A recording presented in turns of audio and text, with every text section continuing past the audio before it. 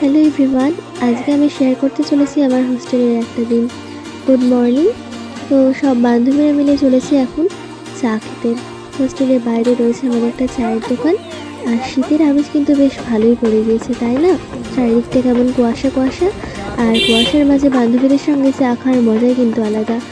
আজ ছিল আমাদের এক্সটার্নাল পরীক্ষা, তাই মাইক্রোর জন্য যে আমি ফাইনাল খাতাটা রেডি করেছিলাম সেটাই কিন্তু তোমাদেরকে একবার দেখিয়ে নিচ্ছি। আর এগুলো না আমার কাছে মেমোরি করে রাখার জন্য আমি এই ভিডিওটা পোস্ট করছি। তো দেখো, তারপর কিন্তু আমি একদম রেডি হয়ে গেছিলাম ডেমোর যে এক্সাম দেবো তার জন্য। আর এখানে সমস্ত টিএলএমগুলো আমি রেডি করে নিয়েছি। এখানে সবাই আমার মতো টিএলএমগুলো রেডি করে নিয়েছি। তো এরপর কিন্তু আমরা বাড়ি যাওয়ার জন্য সবাই একদম রেডি করছি। অসাধারণ, শুধু খাওয়ার কষ্ট গাইস।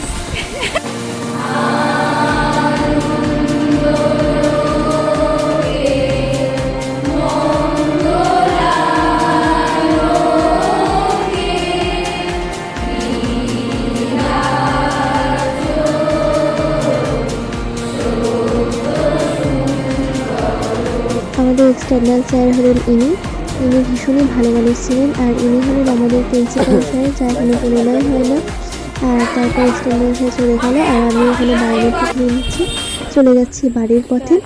তো এইভাবে আর তো তারপর রাশের ঠাকুর দেখে কিন্তু একদম বাড়ির পথে রওনা